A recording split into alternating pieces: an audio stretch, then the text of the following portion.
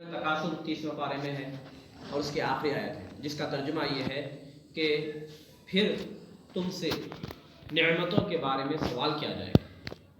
مودی صاحب کا آج ہم دیکھتے ہیں کہ ہمارے رشتہ داروں میں دعوتیں ہوتی ہیں اور دعوتوں میں ہم جاتے ہیں، اور آج کا زمانہ یہ ہے کہ ہر میزبان یہ چاہ رہا ہے کہ اپنے مہمان کی بہتر سے بہتر خاطر تواضع کرے۔ کوئی 2 قسم کا، کوئی 4 قسم کا، کوئی 5 قسم کا پکوان رکھ رہا ہے، اور ہر کسی کی کوشش یہی ہے کہ بہتر سے بہتر جو سو اللہ کی نعمت اس کے سامنے رکھے، اپنے مہمان کے سامنے، اور مہمان اسے تناول کر رہا ہے۔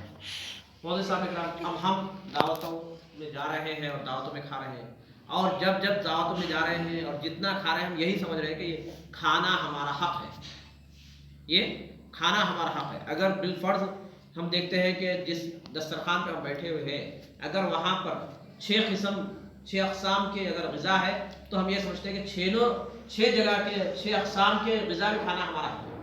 اگر ویسے ہی اگر 12 اقسام کی غذا ہے تو سمجھتے ہیں کہ ہر چیز کھانا ہے، کوئی چیز چھوٹ نہ جائے۔ یہ ہمارا ذہن بن گیا ہے، یہ ہماری سوچ بن گئی ہے۔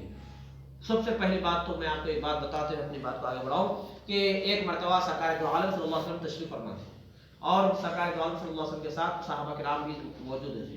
ان لوگوں میں ایک صاحب بیٹھے تھے جو ڈکار لینے کے بعد سرکار دو عالم صلی اللہ علیہ وسلم نے فرمایا کہ ہمارے سامنے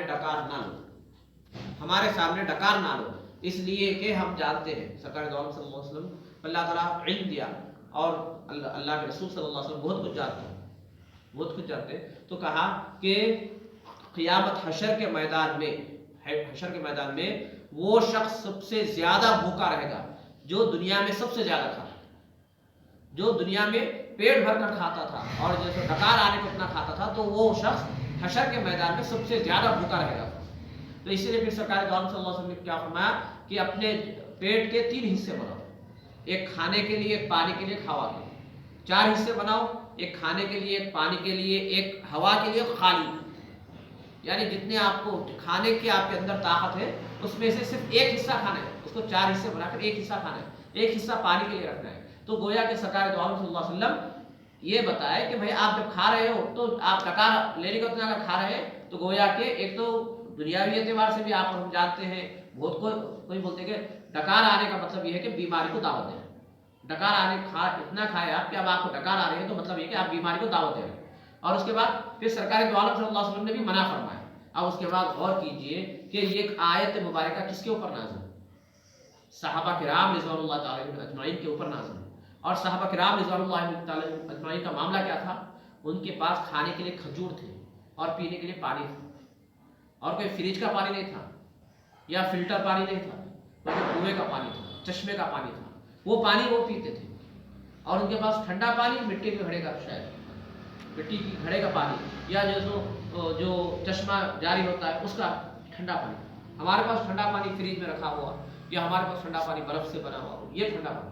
تو اس زمانے میں ان صحابہ کے اوپر یہ آیت مبارک نازل ہوئی، سرکار دو عالم صلی اللہ علیہ وسلم کے اوپر نازل ہوئی۔ صحابہ سے سوال کیا جا رہا ہے، صحابہ سے کہہ رہا اللہ تعالیٰ کہہ رہا ہے کہ پھر تم سے سوال کیا جائے، کس بارے میں؟ نعمتوں کے بارے میں۔ اب نعمتیں کیا ہے؟ اللہ کی نعمتیں کیا ہے؟ گنیے۔ تو اب اللہ تعالیٰ نے قرآن مجید میں فرمایا وَإِن تَعُدُّوا نِعْمَتَ اللَّهِ لَا تُحْصُوهَا، اگر تم ہماری نعمتوں کے بارے میں کوشش کرو گے گننے کی تو گن نہیں سکتے، حساب کرنے کی کوشش کرو گے تو حساب نہیں کر سکتے۔ ہماری غلط فہمی یا ہمارا شیطان جو ہمارے اوپر حاوی ہوگا یہ سمجھ رہے کہ جو بھی ہمیں ملا ہے وہ ہمارا حق ہے، چاہے دیکھنے کی نعمت ہو، چاہے سننے کی، چاہے بولنے کی، چاہے چلنے کی نعمت ہو، ہم سمجھ رہے ہیں ہمارا حق ہے۔ اب ہمارے پاس کھانے کو الحمدللہ بے شمار نعمتیں اللہ تعالیٰ نے دی، رہنے کے لیے مکان دیا، اور اس کے بعد اپنی ضروریات زندگی دی، تو ہم یہ تمام چیزیں سمجھ رہے کہ ہمارا حق ہے۔ اب دیکھیے کہ ایک مرتبہ کا معاملہ ہے کہ سرکار دو عالم صلی اللہ علیہ وسلم اپنے صحابہ کے ساتھ تشریف فرما تھے، کھجور لائے گئے، کھجور اور ٹھنڈا پانی لایا گیا۔ تو سرکار دو عالم صلی اللہ علیہ وسلم نے کہا کہ یہ جو نعمت ہے، بھوکے صحابہ کے سامنے کھجور رکھیں گے، صرف کھجور، کوئی چکن وغیرہ نہیں، کوئی ڈش پکائی ہوئی ڈش نہیں، کوئی صاف کری ہوئی دھوئی ہوئی 4 آدمی محنت کر رہے ہیں، ایسا نہیں، صرف کھجور توڑ کے لا کر رکھیں گے۔ تو کہا کہ کل قیامت میں حشر کے میدان میں اس کے بارے میں بھی سوال ہوگا، کہتے ہیں کہ سرکار دو عالم صلی اللہ علیہ وسلم جب سامنے کھجور تھا اور ٹھنڈا پانی تھا، صحابہ کرام بھوکے تھے، کھجور کھا رہے تھے اور ٹھنڈا پانی پی رہے تھے، تو سرکار نے کہا کہ ثم لتسألن یومئذ عن النعیم، پھر تم سے جیسے نعمتوں کے بارے میں سوال کیا جائے گا۔ غور کیجئے صحابہ کے حالات، صحابہ کی سیرت، صحابہ کی زندگی کے سامنے اپنی زندگی رکھیے۔ ایسی کہتے ہیں کہ ایک مرتبہ عمر فاروق رضی اللہ تعالیٰ عنہ اور ابو بکر صدیق رضی اللہ تعالیٰ عنہ اور سرکار دو عالم صلی اللہ علیہ وسلم کے ساتھ ایک صحابی کے باغ، انصاری صحابی کے باغ کو گئے۔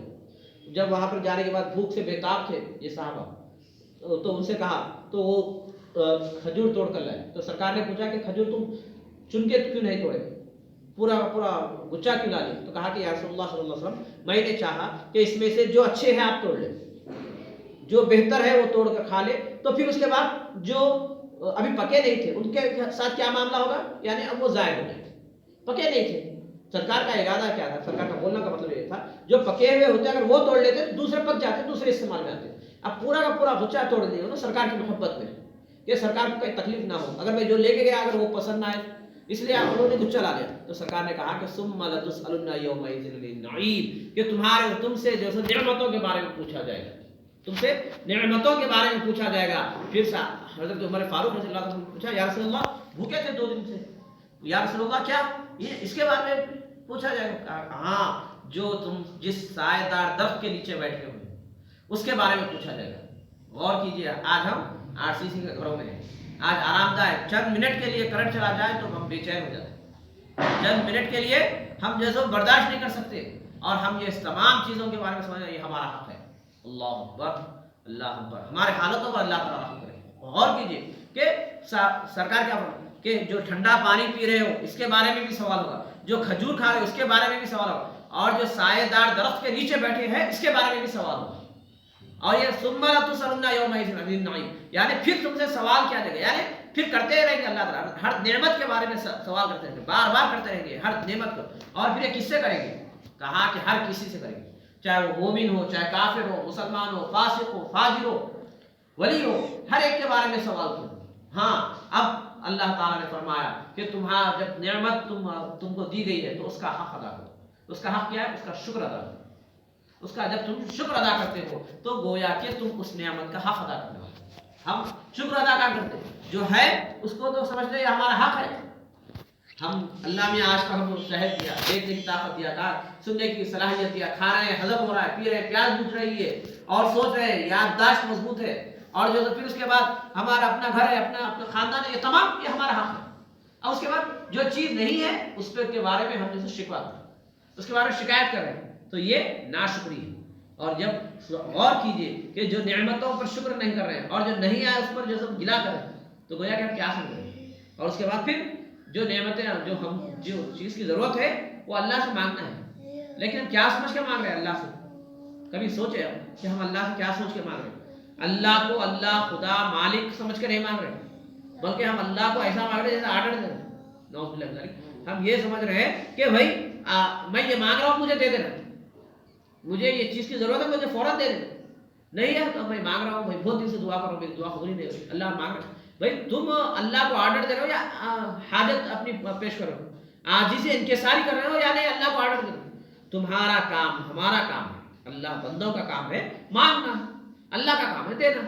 تمہیں حاجت ہے تم مانگ لیے، اسے جب اس کی مرضی رہے گی وہ تب دے گا، وہ تب اس کی مرضی رہے گی جب وہ سمجھے گا، جب تمہارے لیے وہ بہتر ہوگا جب تمہیں دے گا۔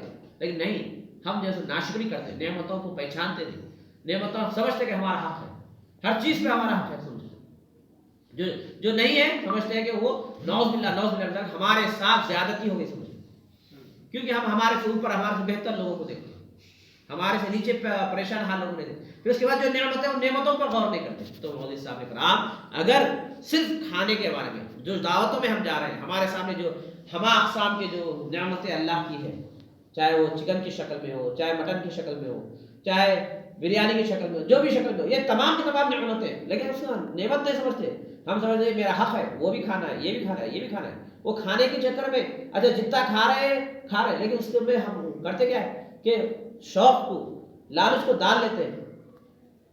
شاید ہم ہمارے دفتر پہ دیکھتے ہیں، آپ لوگ ہم یا کرتے نہیں کرتے اللہ بہتر جاتا ہے، لیکن ہم جو دیکھتے ہیں ہمارے اپنوں کو کہ جو شوق میں لالچ میں ڈال لیتے ہیں، لیکن جب دوسری قسم کی ڈش آ گئی اس کو بعد ہٹا دیتے ہیں، یعنی اسے ضائع کر دیتے ہیں.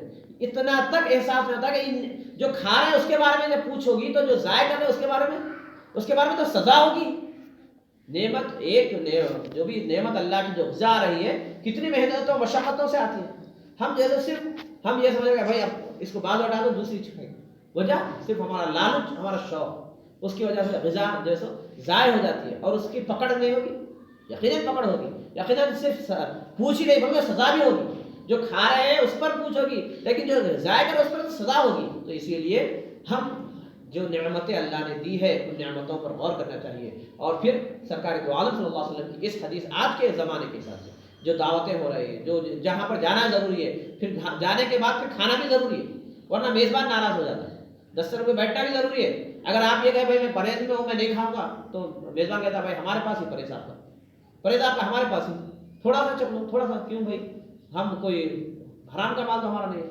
تو میزبان کو ناراض کرنا یہ بھی اچھا ہے. تو جانا بھی ضروری ہے، نہ جائے تو وہ ناراض، اگر جانے کے بعد نہ کھائے تو اور زیادہ ناراض. اس میں کھانا بھی ضروری ہے، لیکن کھانے کے لیے اگر ہم یہ سوچ کر بیٹھے کہ یہ تمام اللہ کی نعمتیں ہیں اور اس سے یہ اللہ ہم سے اس کے بارے میں باس پرس کرے گا، پوچھے گا اللہ تعالیٰ کہ کیا کھایا، کب کتنا کھایا، کیوں کھایا، اور پھر کھانے کے بعد کیا کیا. تو جب یہ احساس پیدا ہو جائے گا تو انشاءاللہ اللہ کا جب نعمتیں کھائیں گے تو اس پر اللہ کا شکر بھی ادا کریں گے، اور پھر اس کے بعد جب شکر ادا کریں گے تو اللہ تعالیٰ مزید نعمتیں بھی ادا کرے گا، ہمیں عطا کرے گا، اور ساتھ ہی ساتھ ہمارے لیے وہ چیز سکون و اطمینان کرے گی اور صحت یابی کرے گی. واقعی دعوت الحمدللہ رب العالمین. سبحان ربک رب العزۃ عما یصفون وسلام علی المرسلین والحمد للہ رب العالمین.